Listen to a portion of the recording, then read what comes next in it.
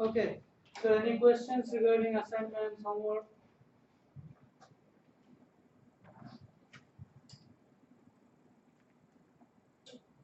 Anybody, any questions? Everything going fine? Yes. I'm just confused on when you put things into the symbol table. Is that when you know exactly what token it is, or like what the grammar is, and then you put it into the symbol table? Yes, yes. So, okay, let's discuss that.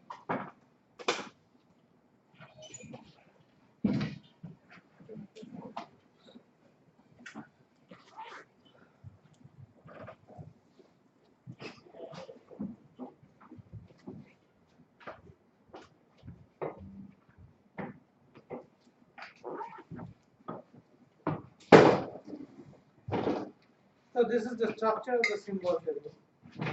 That you probably have no problem with.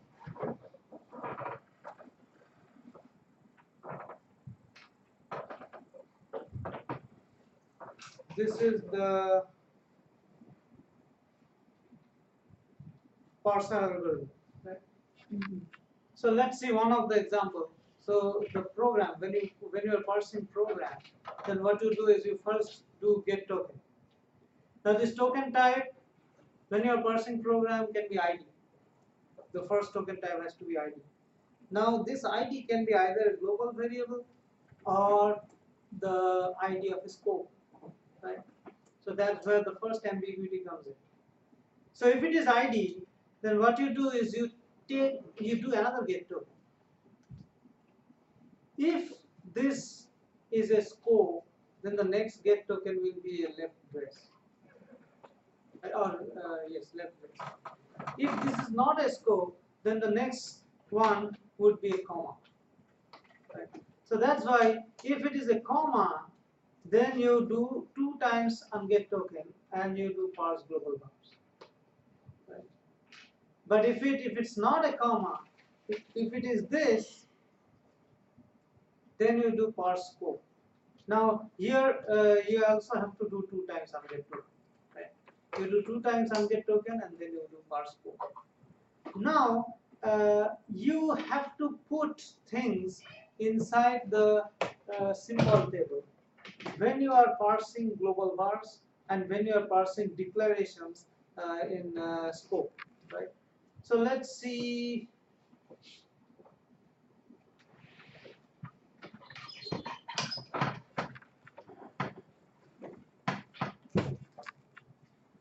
Let's say parse public parse.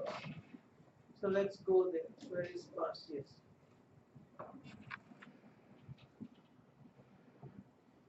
So this just shows parser. This doesn't show the symbol table. So recitation 2. No, in the code. Is it in recitation 2? Code itself? No.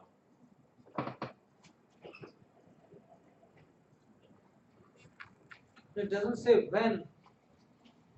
Actually, the when answer you should come up with, but I can discuss.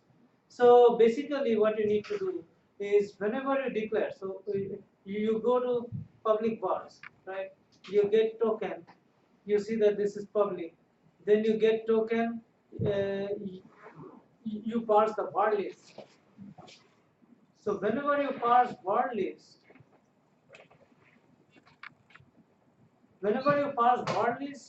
then only you have to manipulate the symbol table. So what you do is you get an ID, and the moment you get an ID, you know that this is a variable. If you don't get an ID, then it's a syntax error. Right?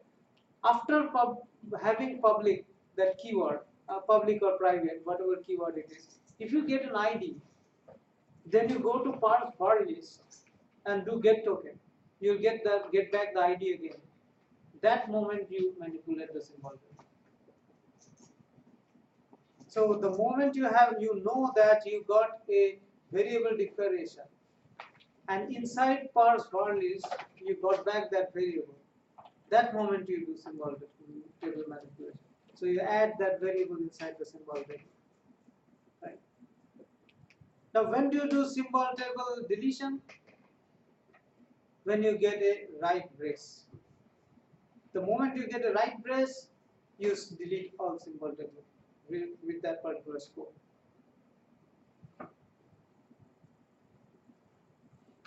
So does that answer your question when you manipulate symbol table? So in the parse word list you have to manipulate symbol table. And whenever you get a R brace, you delete the symbol table. So you have to figure out exactly what points you need to update your symbol table. But this is just a guidance that I put up.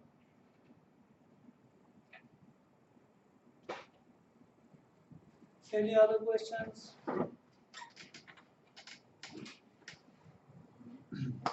Well, yeah, it's more like a generic question. Yeah, is it okay that we separate our parser to different source files? You know, let the keys know. It's fine, it's your choice. But I would suggest that you have the scope resolution and parsers in the same code. Because that will become easier. Right. If you separate the parser, then you have to go back and resolve the scope again.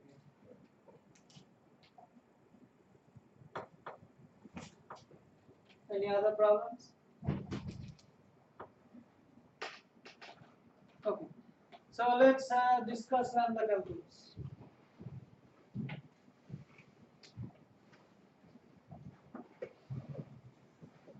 So we are discussing the context-free grammar for lambda calculus.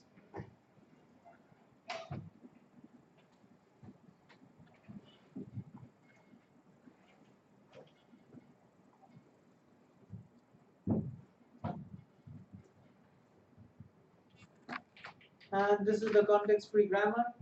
These are the rules. Let's see some examples. Or we actually already saw some examples, and we said that the lambda calculus is ambiguous syntax, has an ambiguous syntax. We saw two examples of ambiguous syntax. We were discussing disambiguation rules, right? So let's start with the first disambiguation rules. So it says that this third rule, E goes to EE, is the third rule.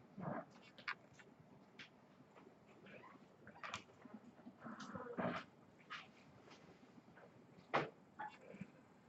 Third rule.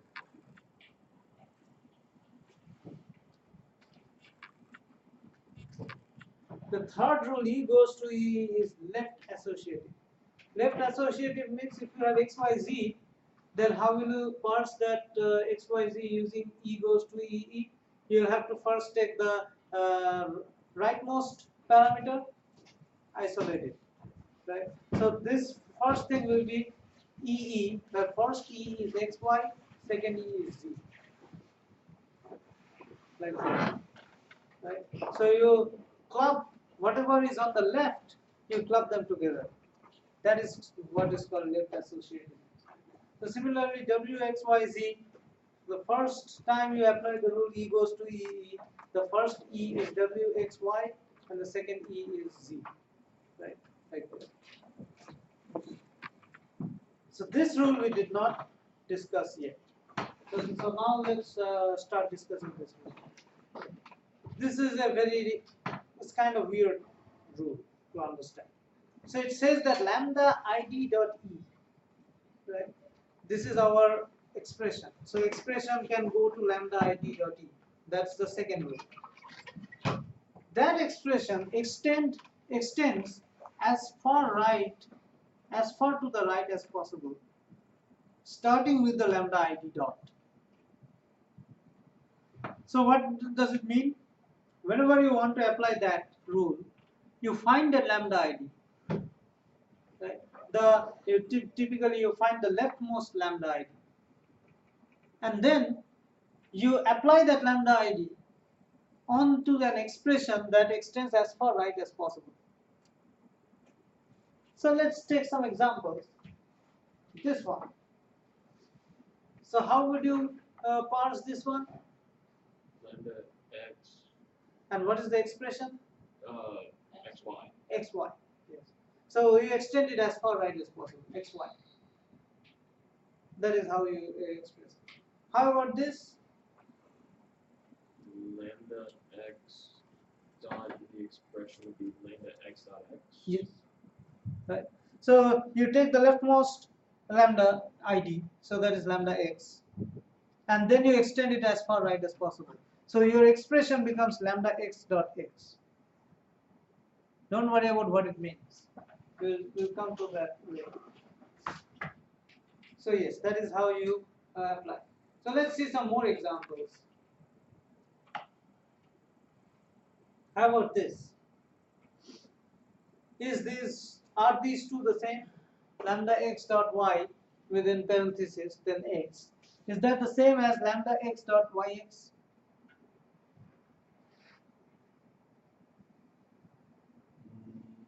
No. So no. Okay. So let's see why not, or why yes.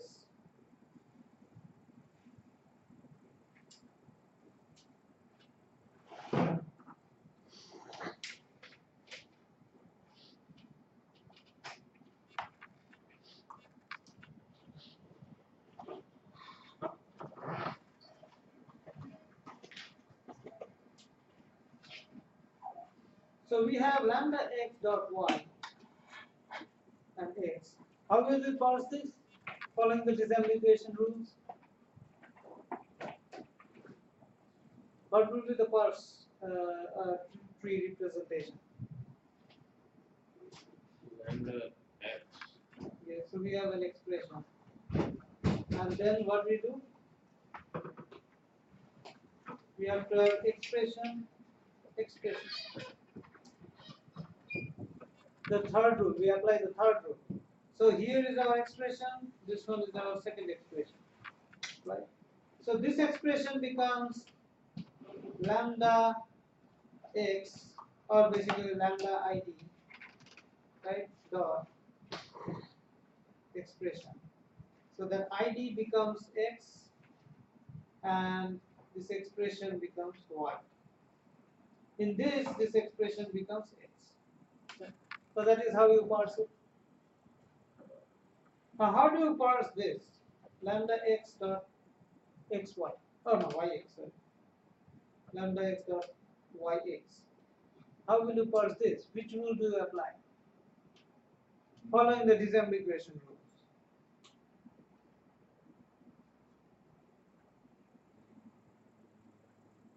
What was our second disambiguation rule?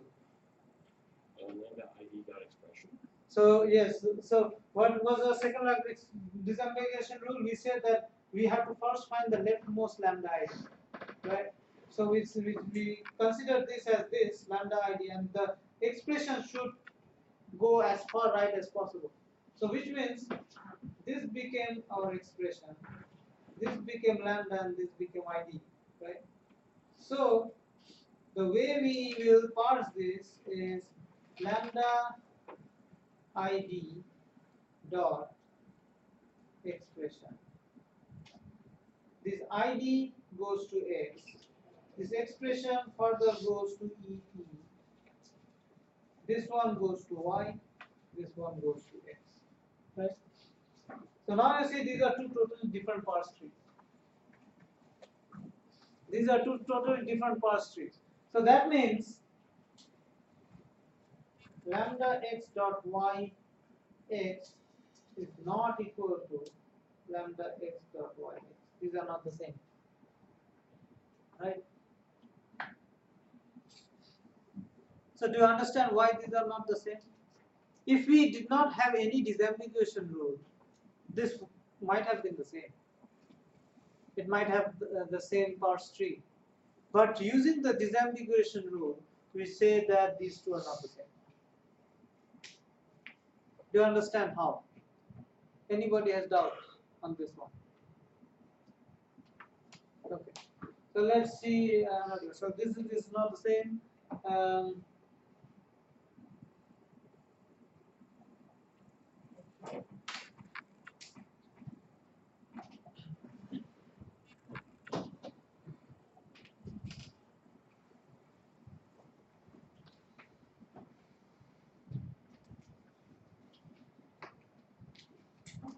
So let's see this example. Lambda x dot xy as well as lambda x dot xy.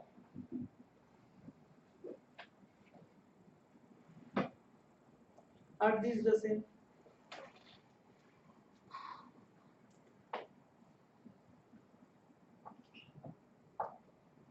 Yes. Why? Because the parentheses are only around the x, and so when you. So what disambiguation rule do you use? When you parse this one, what disambiguation rule do you apply? You start with rule 2. Rule 2, yes. So if you start with rule 2, you will have lambda id dot and then expression. This expression, following the disambiguation rule, this should extend as far right as possible, right? So this will be x, y. Now this, what we have is expression, and this id became x. Now this expression can go to this. This can become y, and this e becomes x, right? As opposed to this one, if you consider this one, Can you move it up a little bit? oh, if you consider this one, then we have lambda id dot, again expression goes to expression, this goes to x, this goes to y. And we know that this node doesn't really mean anything, this parenthesis. So these two are the same.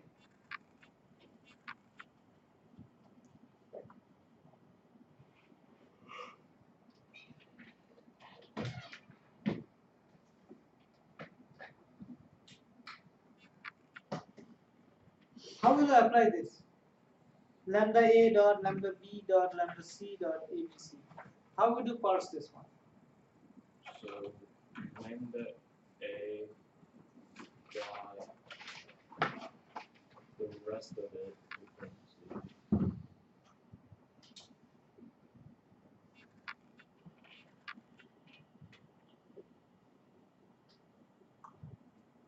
How will you parse this? So which rule will you apply?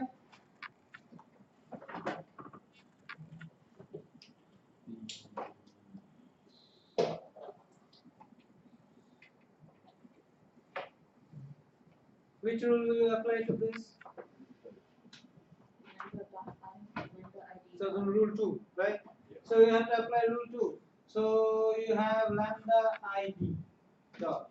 Now the disambiguation rule says that it should extend as far right as possible. So this entire thing has to be the expression. So you have expression here. So now how will you do that? You apply the rule 2 again. So lambda id dot. So this id became a. So lambda id dot, then you have another expression. So in this case, this expression will be this whole thing as far right as possible. So then again you have, okay, this id goes to b. Again you have lambda id dot. This id goes to c, and as far right as possible. So which means this one. So you have a, oh sorry, expression. This expression goes to expression, right?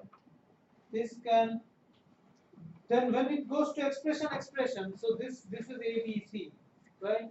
What is the first expression? AB. You apply the left associative rule, disambiguity, right? So you apply the AB, and this becomes C, right? So you get another expression here. So this expression now again goes to EE. One of them is A, the other one is B. That's how you find. Right? Yes. You have the subscript H expression, you can just write E, it's not like that. Yeah, because we are doing we are using the context-free grammar to parse. Hey, you can use E1, E2, your choice. That's fine too. So that's how you parse this one. So basically, it is same as just what we discussed. So now we know syntax. Let's understand the semantics. Now we are trying to make sense. We are trying to make sense of what are these lambda expressions. So let's talk about semantics. So the first thing is that Every ID that we see in a lambda calculus is called a variable. So now we are going to apply functions. We are going to define functions, apply functions. So now we need variables. We need formal parameters, actual parameters, all those things, right? So let's try to discuss those. So every ID that we see in a lambda calculus is called a variable. That is the first semantics. Any ID is a variable. The second semantics is this rule. E expression goes to lambda ID dot E. What is this? This is called an abstraction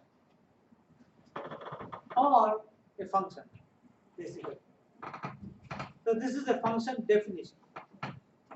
Right. We in lambda calculus we are calling it abstraction. There is a reason that we call it abstraction. This is the reason is this lambda ID dot E is a function, but there is no name to that function. Right. So this becomes an anonymous function. The anonymous functions we call them as abstractions. Right.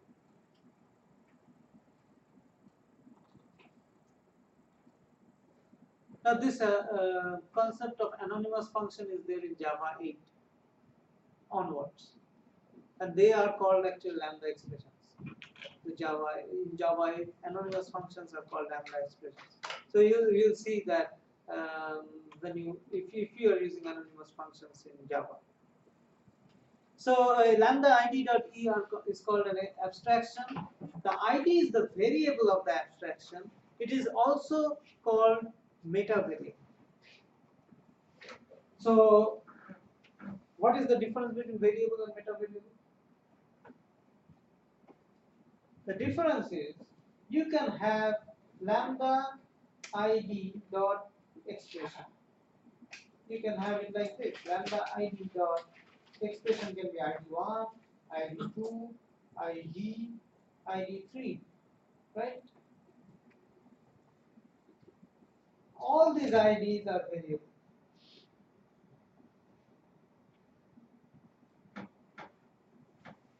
But these IDs are called meta variables.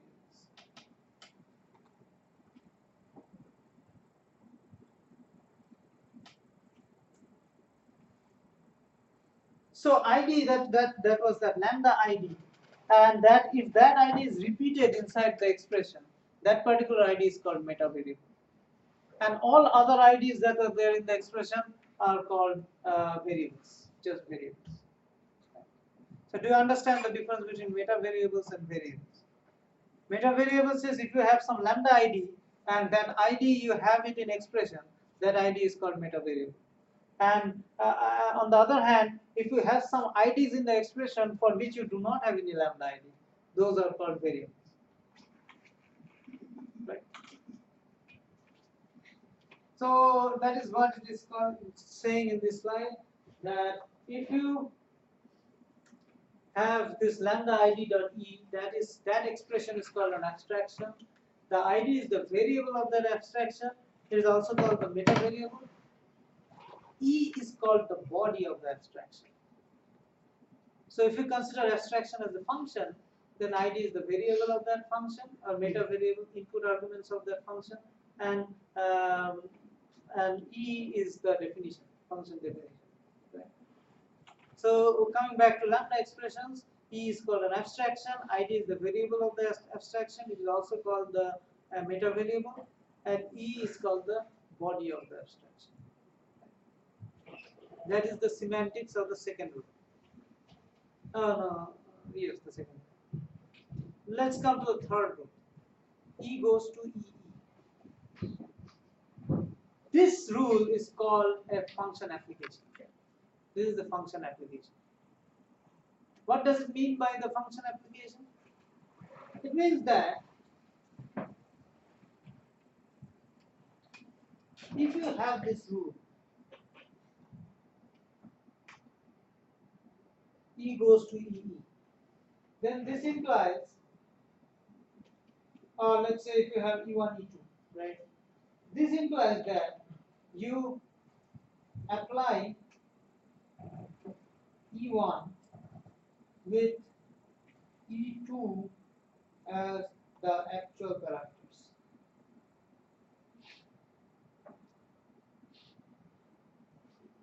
That is the semantics of function application. Right? So this is the third rule. The third rule, the semantics of the third rule is called to apply E1 with E2 as the actual parameters.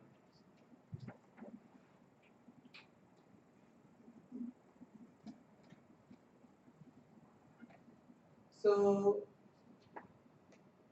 let's go back to the slides. Okay, so lambda id dot e defines a new anonymous function. Yeah, as I said, Java it has lambda expressions. Id is the formal parameter of the function, right? Body is the body of that function. Now, whenever you use E1, E2, function application is similar to calling the function E1 and setting its formal parameters to be E2. So E2 is the actual parameters. Formal parameter is the ID, right? So let's take some examples.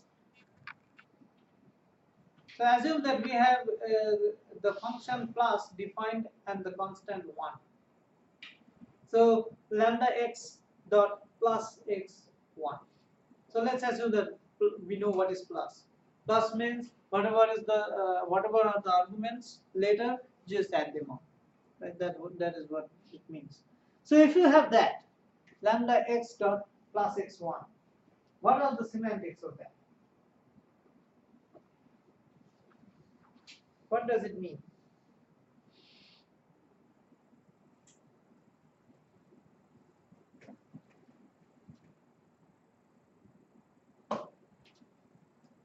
So you have this lambda x dot plus x1.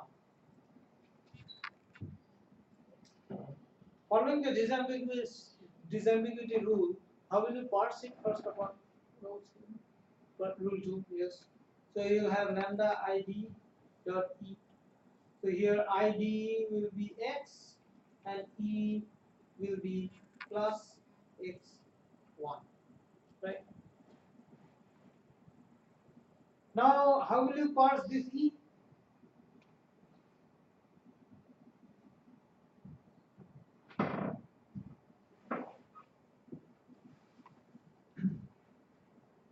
How will you parse the e?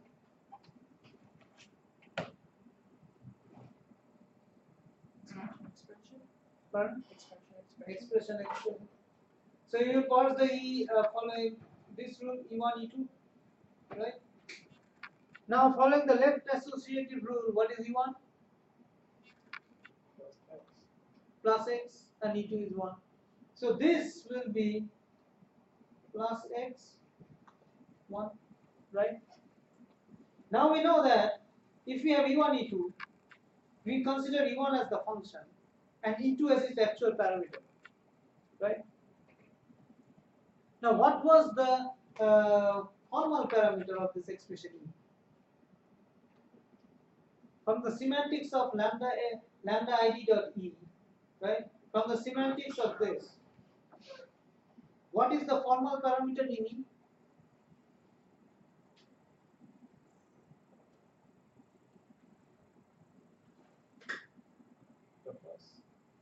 No, formal parameter. See, id is the formal parameter of the function. So what is the formal parameter in this example? X is the formal parameter. So here expression 1 has x as the formal parameter. So here x is the formal parameter. Now what is the semantics of E goes to E1, E2? It means that you take E1 as the function and make E2 as its actual parameters. So which means this is our E1 and this is E2, right? E1's formal parameter was x, so makes x equals 1. Right? So which means you apply plus 1.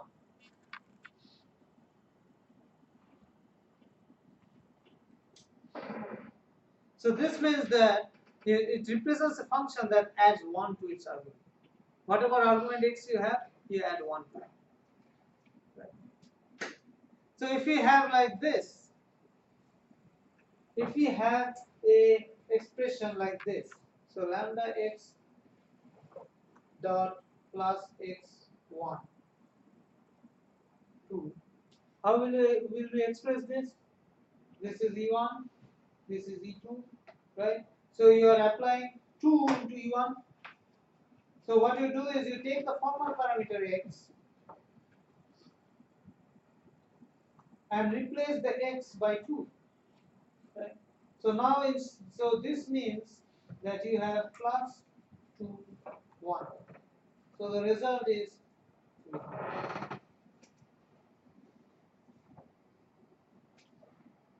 Right? So do you understand the semantics of that one? Lambda x dot plus x1 2. So E1, E2 you apply that. So E1 becomes lambda x dot plus x1 and E2 is 2.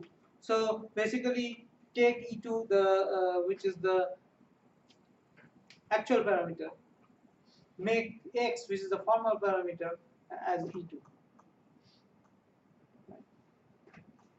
Now understand this.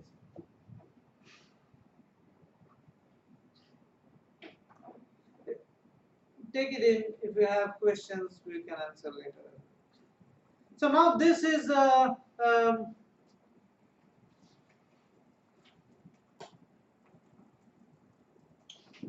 this is a plus function. But note that plus function requires two arguments, a and b. Here we have fixed one argument, 1, and we can input different values for one of those arguments. But you know that often functions require multiple arguments. Using lambda expression, we can only give one argument, right? So can we really give multiple arguments using one lambda expression? Turns out that we can. And so the question is how plus function can be defined if abstractions only accept one parameter. It has to accept more than one parameter. So how to do that? The method is called currying method. So technique to translate the evaluation of a function that takes multiple arguments into a sequence of functions that take single argument. So using lambda expressions that just take single arguments, by using multiple of them, you can have multiple argument functions. Let's see some examples. So like this. For lambda x, lambda y, then you have plus say x, y, right?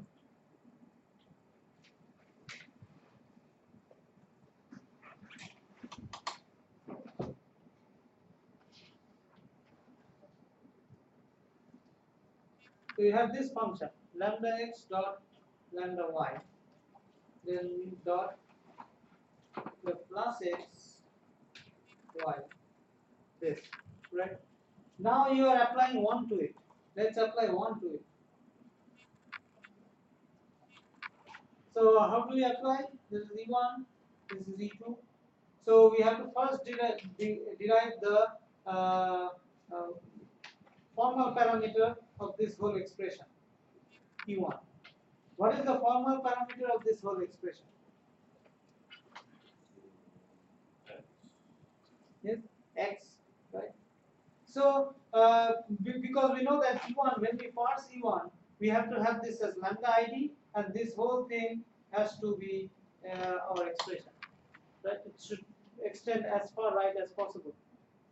So this whole thing is our expression. So here the formal parameter is x. So you replace x by 1. So this becomes lambda y dot plus 1 y. Right?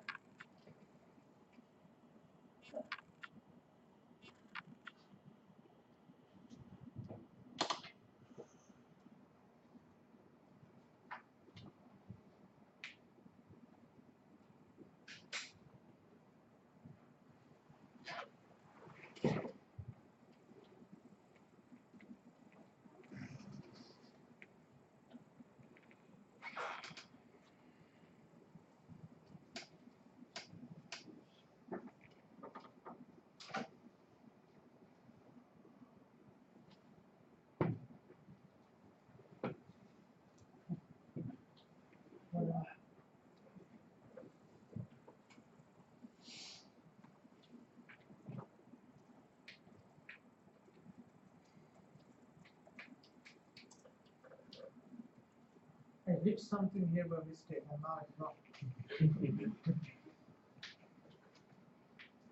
With the wire that connects to the floor. Where? The wire. Which wire? You took over the. Oh, this one? But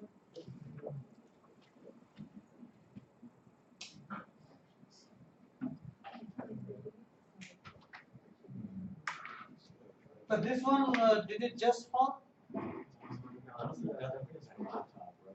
Yes, that is what happened. I think I pushed something which made it go away.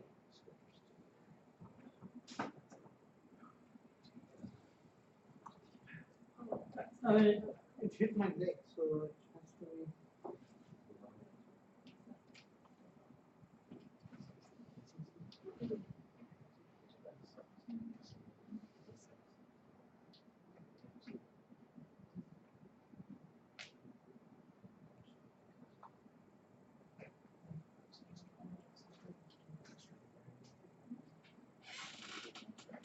What about restarting it?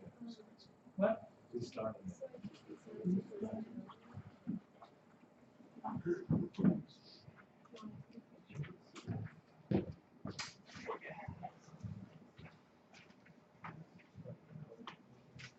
So,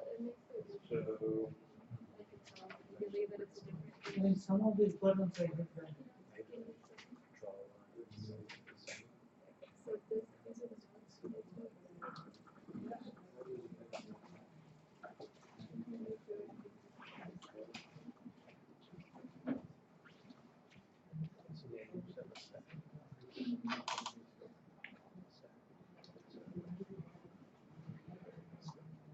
Yeah, and he starts to keep variable called crates. And it comes so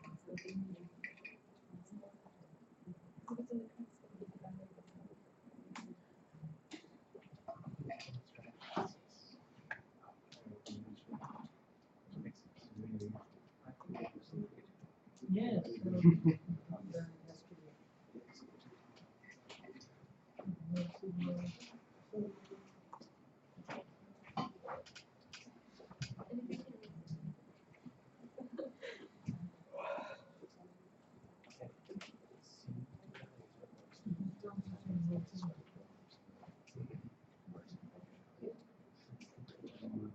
Yeah, so I started with this one.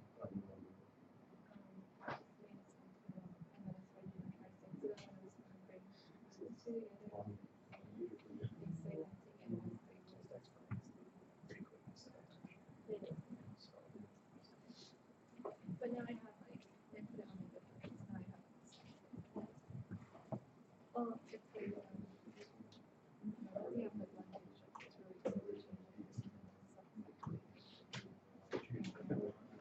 like it takes away push.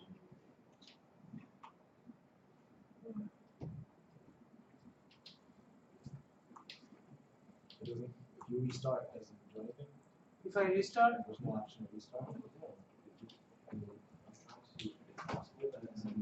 let me turn off the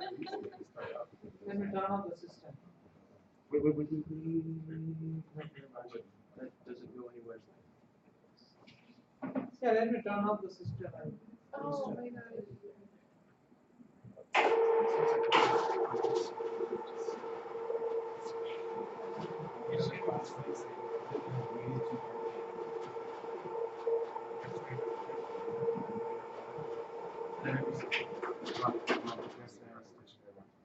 This will not working. No, in my other recitation, seems like did you not up there or just turned off? No, I hit something with my leg and then now nothing working. Trying to see.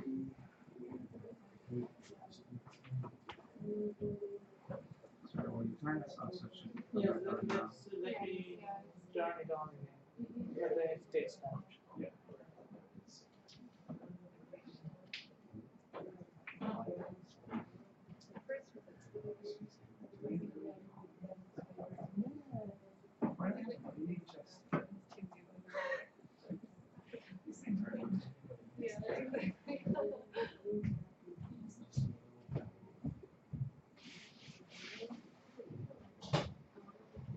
Let's see if I restart whether it works or not. If not, then I'll use my laptop. But then you won't have the video.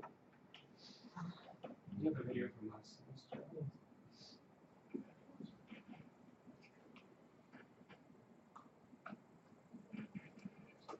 Finally, it shut down.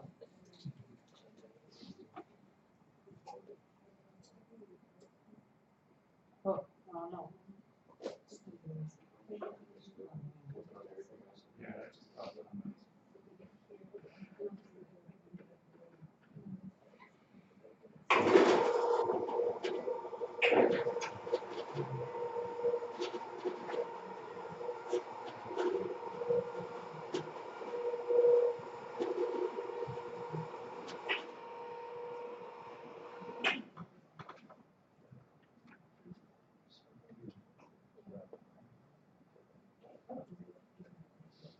I see the professor on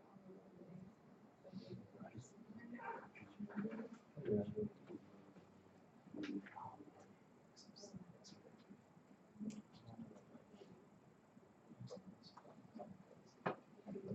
Oh, There you well, Sorry.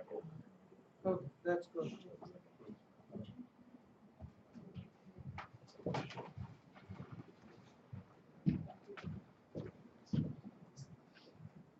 Okay, after that delete, let's refocus. Both the Docker and our minds. Okay, so we are applying this, we are trying to see the currying mechanism. So currying mechanism is when you apply multiple multiple lambda expressions and try to have multiple arguments. So first one we said that okay, there's lambda x, lambda y, and so on. So we apply 1 to the expression 1, and the expression 1 has a formal parameter x. So this reduces to lambda dot plus 1 y. Now we can apply this again to maybe 2.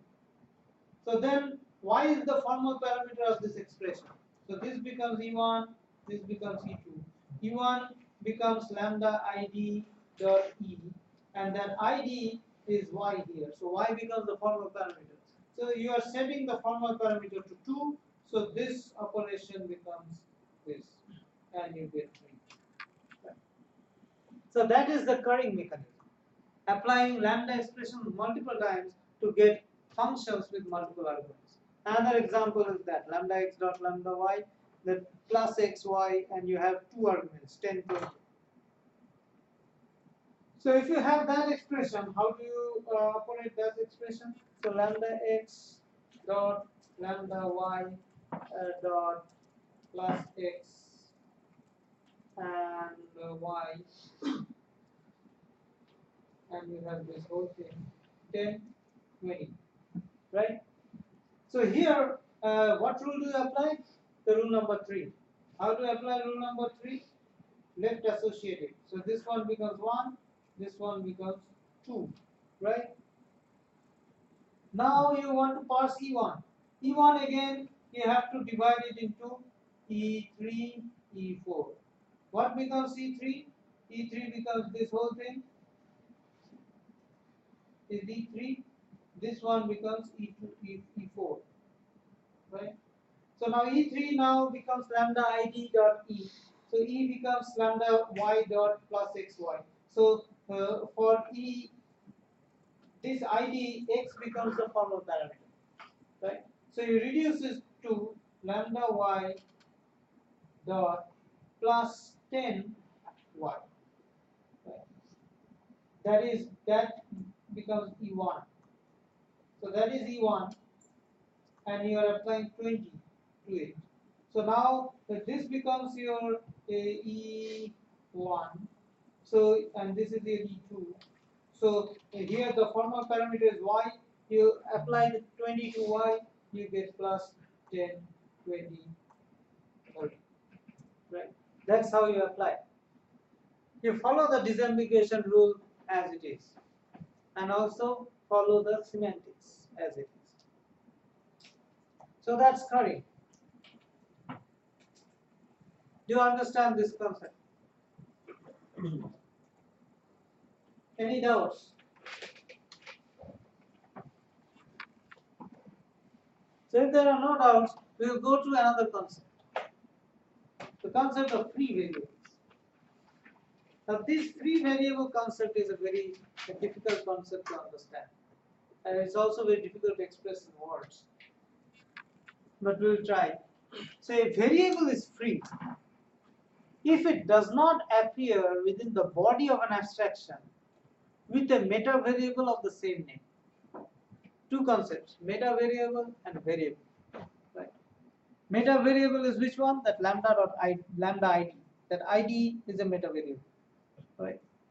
So it says that a variable is free if it does not appear within the body of an abstraction with a meta variable of the same name. If a particular variable has the same name as the meta variable, that variable is not free. But if a variable does not have the same name as the meta variable but appears in the abstraction, then that is a free variable. Let's take some examples. So is x free in lambda x dot xyz? Why not? Yes, so go into that definition. It says a variable is free.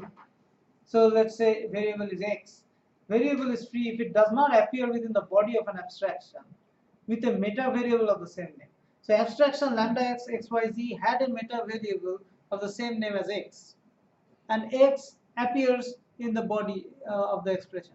So x becomes it's not a free variable, right? So here x is not a free variable. Is y a free variable? Again, go to the definition. A variable is free if it does not appear within the body of an abstraction with a meta variable of the same name. Y appears in the body of an abstraction, but there is no meta variable with the name y. Right? So that's why y is free here. Right? Do you understand why y is free? How about this?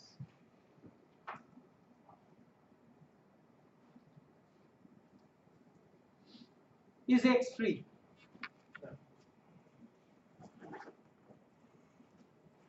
Are you sure?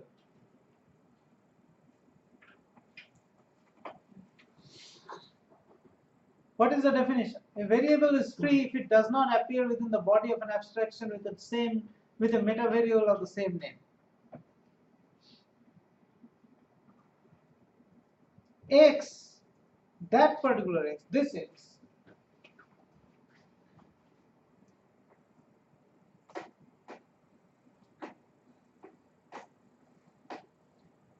this x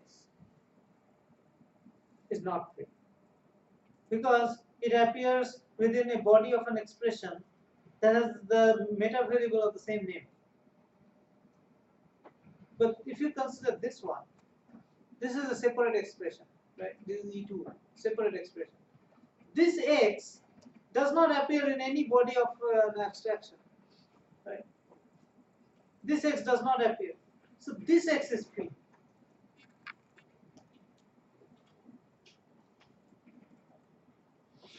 This x is free, whereas this x is not. So in this entire expression, there is one x that is free. This particular x is free. Do you understand this? These are two separate expressions, E1, E2.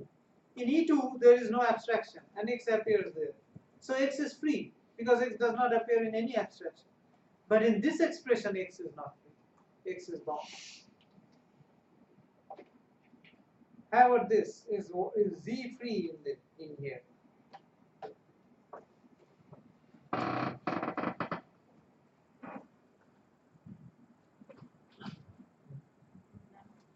Yes?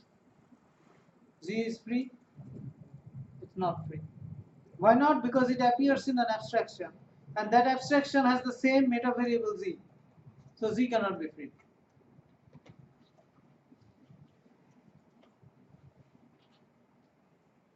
How about this? Is x free here?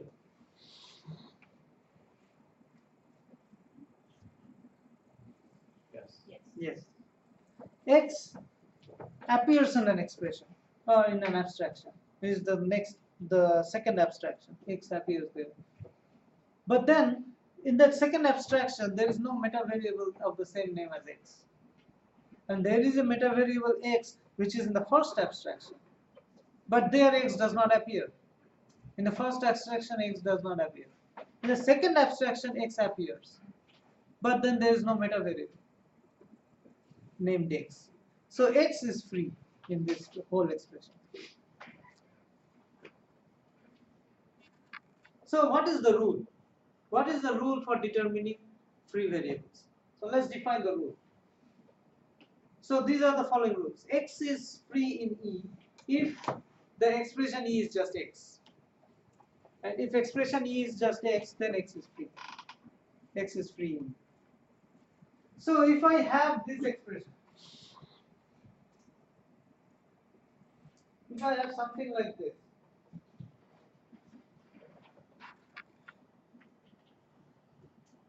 just applying the first rule, if I have an expression which is X, AX, Y, B, is X free? How will you apply that rule to see whether X is free or not? How will you apply? You'll parse this. You'll parse this using the left associative rule. So this becomes E1, this becomes E2. Now E1, you will parse it again E3, E4, right? So E2 goes to B, E4 goes to Y, E3 is AX. So then you'll again parse E5, E6, E5 goes to A, E6 goes to X. Now you see this rule. This rule says expression goes to X, right? So which means expression is equal to X. So since this rule, you have this rule, and the free variable rule says that X is free in E if E goes to X, then you have that kind of an expression. Then X is free here. Right? So that is how you apply that first rule to any expression. Then let's take the second rule. Second rule says that you have an expression like this, lambda y dot E1, right? And y is not equal to X. Y is not equal to X. So you have lambda y dot E1 and y is not equal to X. Then if X appears in E1, X is free. So this rule is simple to apply. So how do you apply that rule? So this is the first rule. The second rule, simple to apply. You have lambda y dot say x y x b, right? If you have this expression, then you see that okay, y is not equal to x, right? And x is in expression 1, so x is free. The second rule is easy to apply.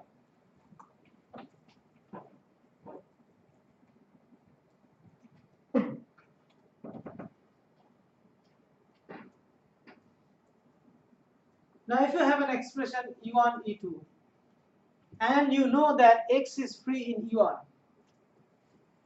right? So you have an expression E equals E1, E2, and you know that X is free in E1. If X is free in E1, then X is free in E. So how do you apply that? So you have an expression which goes to E1, E2. And you have, let's take that same example. Where was that example?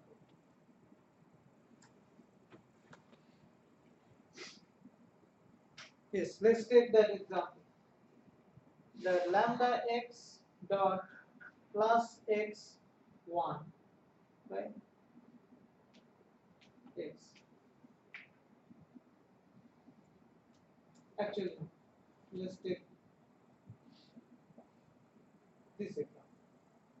That this falls more close to the definition. So if this is the example, then you know that how will you express it? E1, E2. The parenthesis lets you express it like that, right? So now you know that x is free in E1. Why? Because you apply the first rule. First rule says that E1 equals x means x is free. Right? So x is free in E1. So it doesn't matter whether x is free in E2 or not. If you have an expression E like this, then x is free in E. It does not matter whether x is free in E2 or not. So that is what this next rule says. So x is free in E if E is E1, E2 and x is free in E1. So x is free in E1, E is E1, E2. Does not matter what E2 has, x is free in E. Right? So we can extend that rule. We can extend that rule to say that this. X is free in E if E is E1, E2 and x is free in E2 and every occurrence of x later. Right? So it does not matter whether x is free in E1 or not. Even if x is not free in E1, if x is free in E2, E3, E4, E5, then x is free in E. So which means that let's take an example. Now that other example will work. So we take that example of lambda x plus x1 x, right? So here what happened? This is E1, this is E2, right? So we apply the third rule, E goes to E1, E2, and x is free in E2, right? Therefore, x is free in E.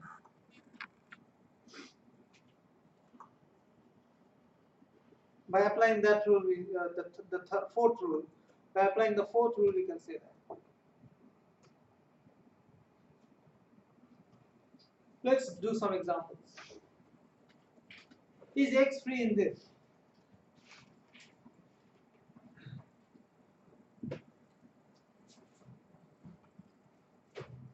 X lambda x dot x. Is x free?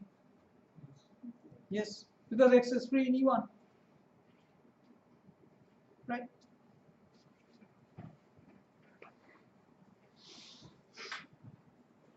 In this case, is x free? Yes, because x is free in E2. In here is x free? X is not free. Because this you will parse using the second rule, lambda id dot e extends as far as possible. So E is lambda yx. So x is in an abstraction where you have a meta variable of the same name. So x is not free. So do you understand this concept of free variables? Now this concept of free variables might get confusing when you see a lot of different examples. There might be many complex examples. In the homework I might give you some complex examples, right? So there might be many complex examples, but so what you do, the basic thing is to stick to those rules. Take those rules literally, right? And just stick to those rules. Don't think. If you think, then you'll get confused. Just stick to those rules. Now we come to another concept called combinators.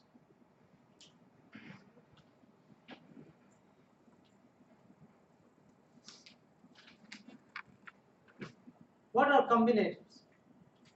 So combinator is an expression is a combinator if it does not have any free variable. Right? There is no free variable in an expression. So what is an example? This is this a combinator?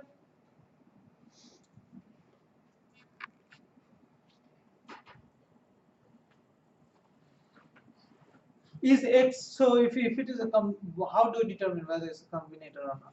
You find all the variables and ask the question, are those variables free? So ask the question, is x free? No, because it appears in the next abstraction where you have a meta variable called x. Then you ask the question, is y free? Y is not free. Why? Because it appears in the expression where y is a meta variable. So this is not a combinator. Oh no, sorry, this is a combinator. Hold on. This is a combinator, no free variables. This one is a combinator? Definitely yes, no free variables. Is this one a combinator? No, because y is free. Y is free, so this is not a combinator. So associated with this concept of a combinator, there is something called bound variables. So we understood free variables. Now we are coming to the concept of bound variables. So what are bound variables? If a variable is not free, it is bound. It's simple. If a variable in an expression is not free, it is bound. So bound, what does it mean by bound? Where is it bound? So bound by what abstraction? What abstraction bounds this variable? So what does it mean by asking this question? When I ask this question that a variable is bound, but it's bound by what abstraction? What does it remind you of? Does it remind you of anything that we have discussed further back in the class?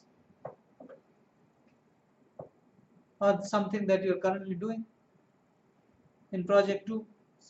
Scoping, right? So if you ask that question, bound by what abstraction, then that means you are asking a question related to scoping. Where is it, which scope, or what is the scope of that variable? So this is same as asking the question, what is the scope of a meta variable? So let's understand what are the rules of bound variable. So if an occurrence of x is free in E, then it is bound by lambda x in lambda x dot E. Right? So what does it mean? So there is an expression E where x is free, right? So example, let's take an example. So now we are discussing bound variables.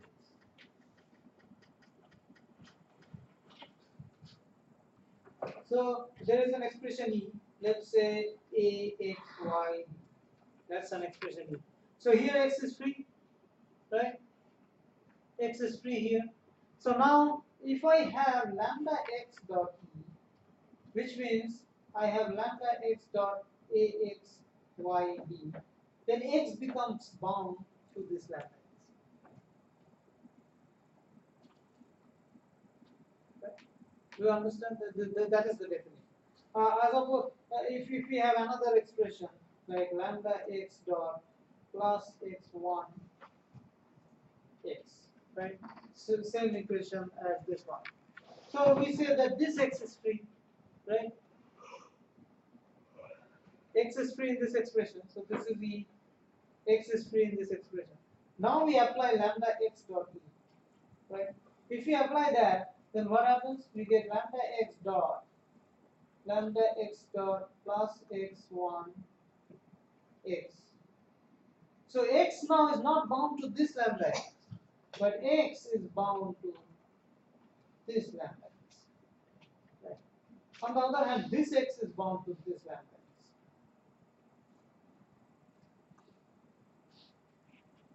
Do you understand this concept? The first rule says this. If I have an expression and x is free, so x was free here, and if I have lambda x dot this, then x becomes bound to this lambda x.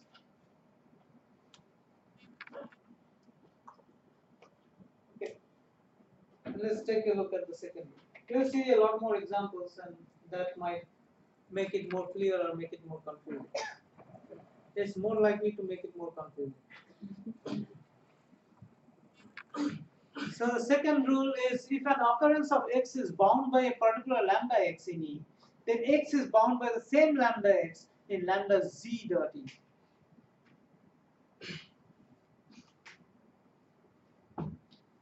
Even if z is equal to x. So we can take the same example. So what this rule is saying, that if an occurrence of x is bound by a particular lambda x, so we saw that this x was bound to this, right? This x was bound to that lambda x. Now we applied another lambda x. So we applied lambda x dot e, right? So since this x was bound to lambda x, the rule says that x is bound by the same lambda x. It does not change. So that means we cannot say that this x is bound to this now. The bound, this x is still bound by lambda x with this lambda x, not this one. That is what the second rule says. So if x is already bound with one lambda x and we apply again lambda x, then this x bound does not change. This x is still bound to the same lambda x. That is the rule. Right? So if we had lambda z, to make it general, it made it lambda z, and then it said that even if lambda is z equal to x. So basically it is saying this thing. That if x is already bound to lambda x, even if you apply another lambda x, the x remains bound to the same lambda x. And it does not change.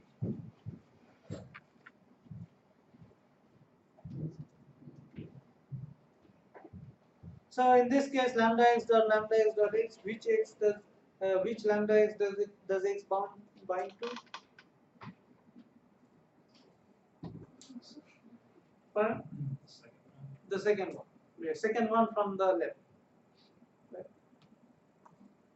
Now there is another rule, and this rule is even more confusing.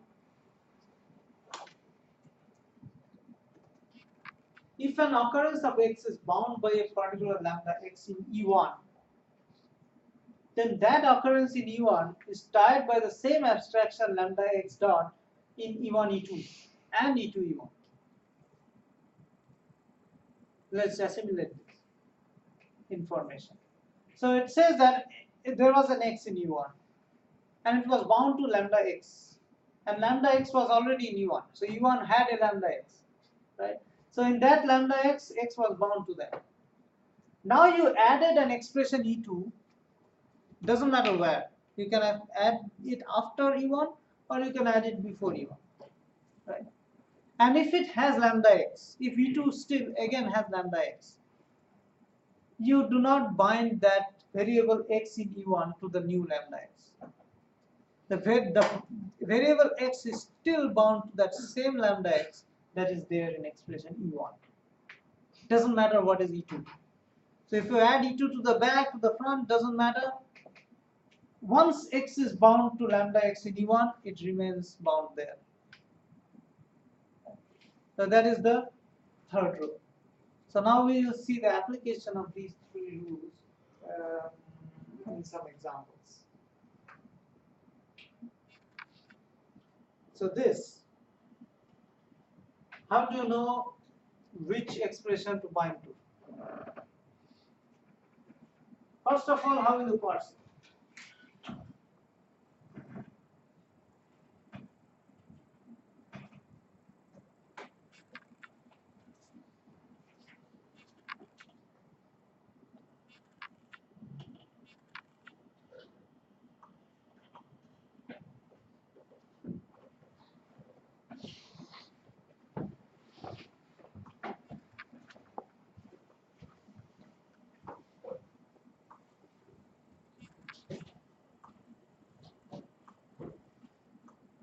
You have this.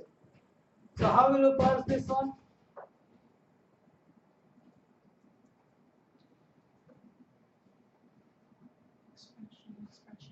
You have to do expression. So expression is left associated.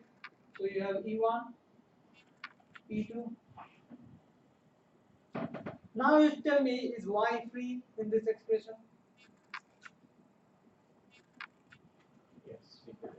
Yes, because E2 is equal to Y, and when you know that if E2 is equal to Y, so if we have this rule, this means that Y is free in E2, right? And then we can apply the fourth rule, which says If we have an expression like E goes to E1, E2, and Y is free in E2, doesn't matter, Y is free in E. Right? So this variable Y is not bound to anywhere, it is free. Right? Now we come to E1. So E1 becomes lambda x dot x, lambda y dot x y, z y, x, x. How do we parse this? Expression again.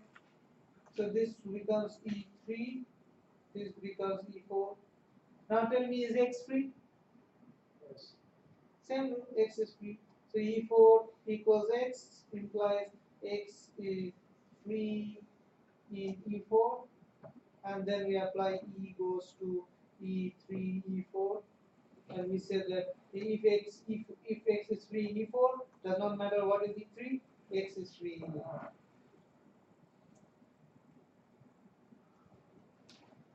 Now we take E3, lambda x dot x, lambda y dot x y z y x. How do we parse this?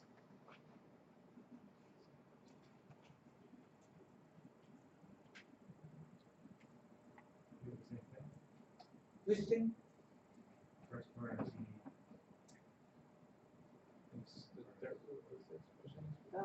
Can we use expression goes to expression 1, expression 2? We cannot use that. Now we have to use the second rule, lambda id dot e, and e should extend as far right as possible. Right. So let's use that rule. E should extend as far right as possible. So which means my id is x, and my expression becomes x lambda y dot x y z y x. Right. Now tell me, is x free?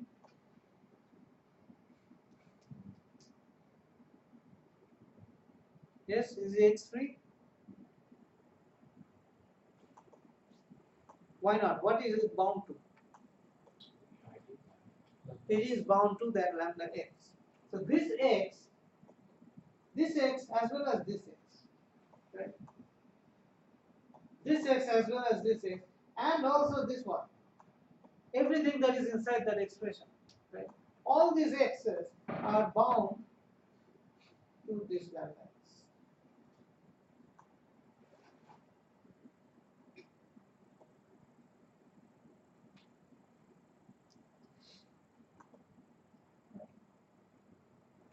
Now we come to this expression x lambda y dot x y z y, right? X. We need to expand this. So how do we expand this? How do we expand this? Which rule do we use? Expression. So you use E1, E2. We know x is already bound in lambda x, so x cannot be free, right? So E2 we replace. Then we come to E1. E1 became this x y z y, right? We won't argue about x because x we know is bound. So this becomes E. How do we represent this? Parse this. How do we parse this one? expression.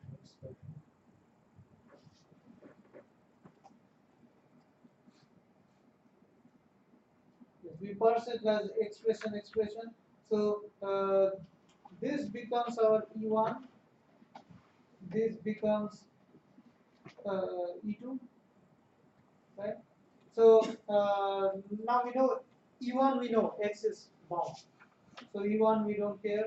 Then lambda y dot x y z y, that is our E2. How do we parse this? Use the rule 2, lambda id dot e. E becomes this. Now y is bound, right? Y is bound to lambda y. Z is the only free variable.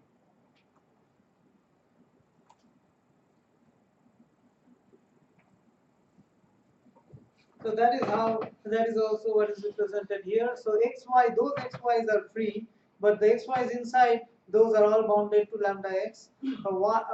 Okay, y are bounded to lambda y and z is the free variable. So in this expression, that z and those two xy's are free, but the x is inside and the y is inside are bound. Let's take another example and we'll finish with this example.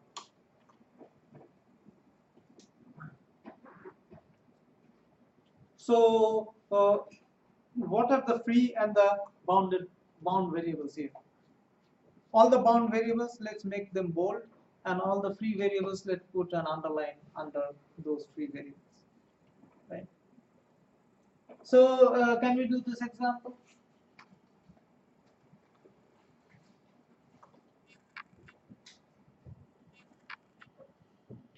So we have what? We have lambda x dot lambda y dot xy, and we have lambda z dot xz. Right?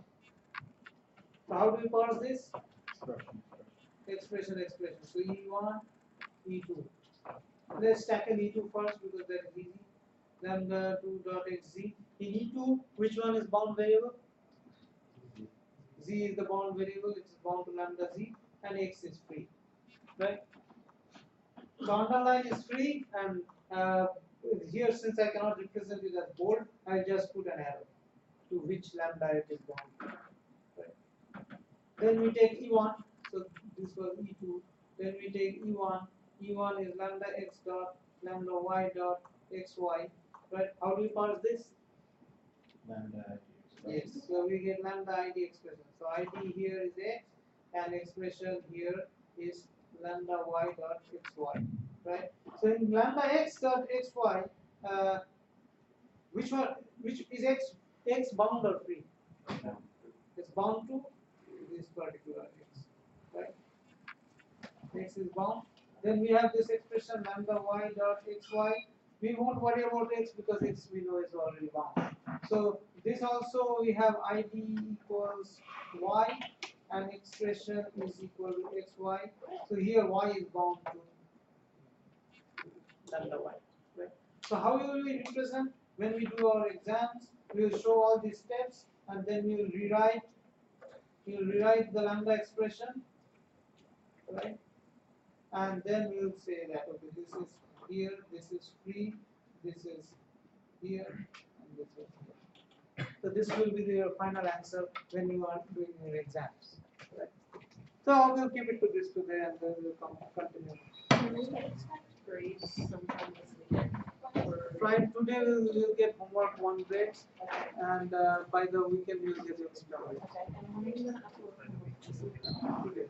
And I wanted to finish the lambda expression and then I'll have some lambda expression.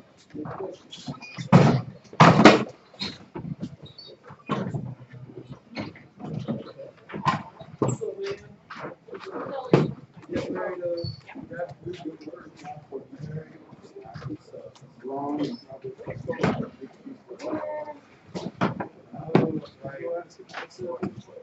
So you get off the floor.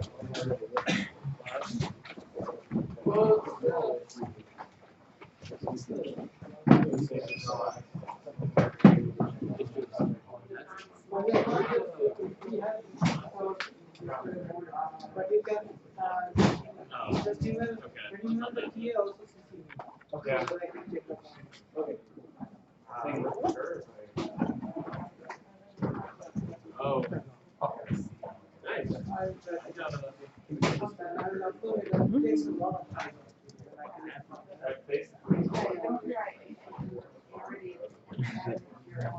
It's messing with it.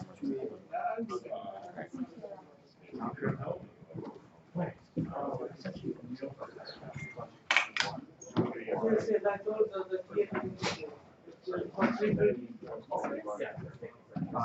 For 3:30 or 3:40? Did you send it right now? No, I sent the STD. Oh, everybody's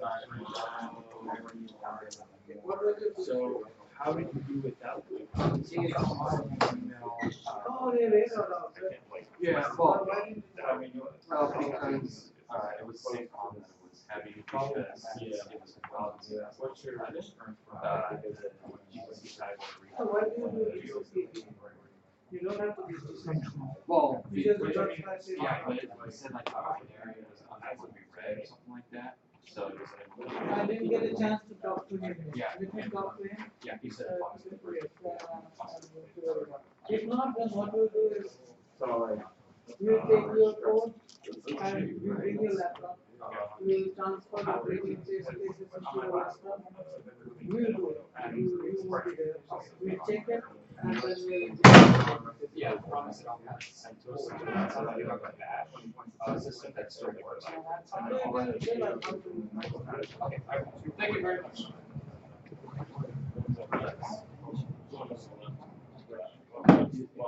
She said, hey, yeah.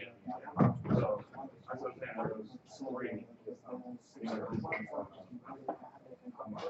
I mean, I want more.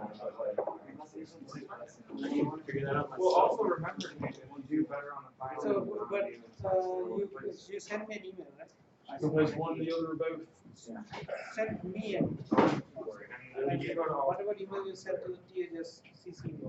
So, does it work in you, with individual test cases? So, that's why it's not in the phone. Because like. So then that should be fine. Yeah. Send me, whatever email you send to the TA, send me again. Okay, because like he showed me like how to run the subscript yesterday, and I realized that that's what's causing the problem. I thought it was going to be like something like as normal because this is the first time for me like subscribe. So do one thing, you email me and the TA and also set up a time where you can meet with me and TA. I will be going to be like Not today, maybe Monday. So set up a time on Monday, we'll sit together and we'll resolve the issue. Okay, thank you. Thank you very much. I have a couple questions. For the assignments or test cases, would they be like long enough to the point where